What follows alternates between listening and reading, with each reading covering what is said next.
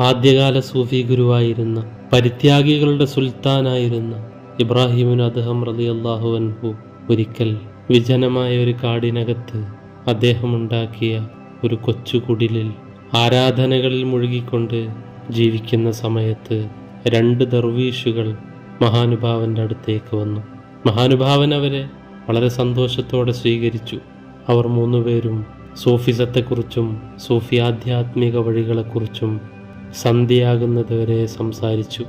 അങ്ങനെ അവരുടെ പ്രാർത്ഥനകളെല്ലാം കഴിഞ്ഞ് രാത്രി ഭക്ഷണത്തിൻ്റെ സമയമായപ്പോൾ മഹാനായ ഇബ്രാഹിമുൽ അദ്ഹം തങ്ങൾ ആ 2 ദർവീഷുകളെയും ഭക്ഷണം കഴിക്കാൻ വേണ്ടി വിളിച്ചു. അവർ പെട്ടെന്ന് തന്നെ മഹാനുഭാവൻ ഒരുക്കി വെച്ച സദ്യക്ക് മുമ്പിലേക്ക് വന്നു. അവർ അത്ഭുതപ്പെട്ടുപോയി. വളരെ മഹത്തായ ഏറ്റവും നല്ല ഭക്ഷണമാണ് അവിടെ ഒരുക്കിയിരിക്കുന്നത്. ഇത്രയും പരിത്യാഗിയായ ഭൗതികമായ എല്ലാ സുഖാഡംബരങ്ങളും ഒഴിവാക്കിയ ഇബ്രാഹിമുൽ അദ്ഹം തങ്ങൾ ഇങ്ങനെയൊരു സൽക്കാരം ഞങ്ങൾക്ക് നൽകിയിട്ടുണ്ടെങ്കിൽ അത് അദ്ദേഹത്തിൻ്റെ കറാമത്ത് തന്നെയാണ്. ഭക്ഷണം കഴിച്ചുകൊണ്ടിരിക്കുമ്പോൾ ആ 2 ദർവീഷുകളിൽപ്പെട്ട ഒരാൾ ചോദിച്ചു, ഓ ഇബ്രാഹിമുൽ അദ്ഹം, നിങ്ങൾ എത്ര വർഷമായി ഒരു ദർവീഷായി ജീവിക്കാൻ തുടങ്ങിയിട്ട്? ഇബ്രാഹിമുൽ അദ്ഹം തങ്ങൾ വളരെ ശാന്തസ്വരത്തിൽ പറഞ്ഞു, 2 വർഷമായി. അപ്പോൾ ആ ദർവീഷ് പറഞ്ഞു, ഞാൻ ഈ സൂഫി വഴിയിൽ സഞ്ചരിക്കാൻ തുടങ്ങിയിട്ട് 30ഓളം വർഷമായി. പക്ഷേ നിങ്ങളെത്തിയ ഈ സ്ഥാനത്തേക്കോ നിങ്ങൾ കരസ്ഥമാക്കിയ മഹത്വത്തിലേക്കോ എനിക്കെത്താൻ ഇതുവരെ സാധിച്ചിട്ടില്ല. അദ്ദേഹം പറഞ്ഞത് കേട്ടുവെങ്കിലും ഇബ്രാഹിമുൽ അദ്ഹം തങ്ങൾ ഒന്നും മിണ്ടിയില്ല. മന്ദസ്മിതം തൂകിക്കൊണ്ട് അദ്ദേഹം അവിടെ ഇരുന്നു.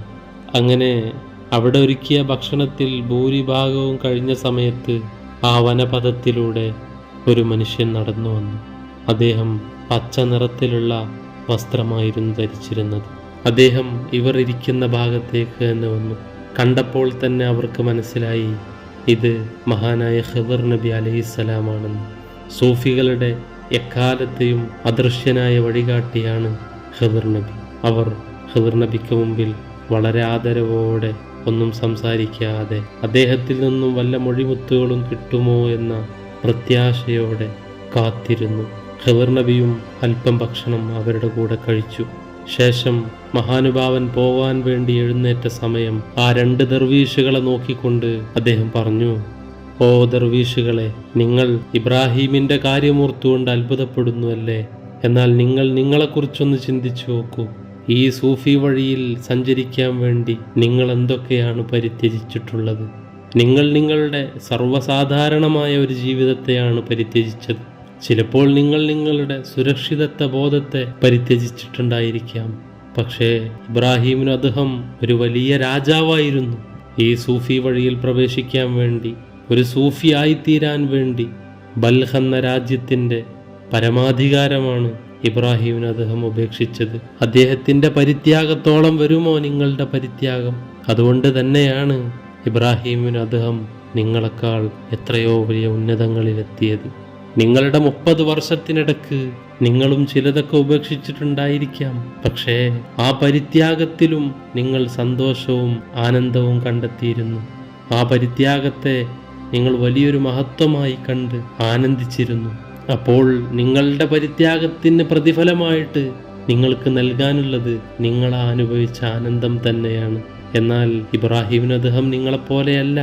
തൻ്റെ ത്യാഗത്തെ അദ്ദേഹം ഒരിക്കലും മഹത്വവൽക്കരിക്കാൻ ശ്രമിച്ചിട്ടില്ല. തൻ്റെ ത്യാഗത്തെ അദ്ദേഹം വാദിക്കാനും നിന്നിട്ടില്ല. അതുകൊണ്ട് തന്നെ അദ്ദേഹം വലിയ മഹത്വങ്ങൾ കരസ്ഥമാക്കി. ഇത് പറഞ്ഞുകൊണ്ട് മഹാനായ ഖിദർ നബി അലൈഹിസ്സലാം എങ്ങോട്ടേക്കോ പോയി മറഞ്ഞു.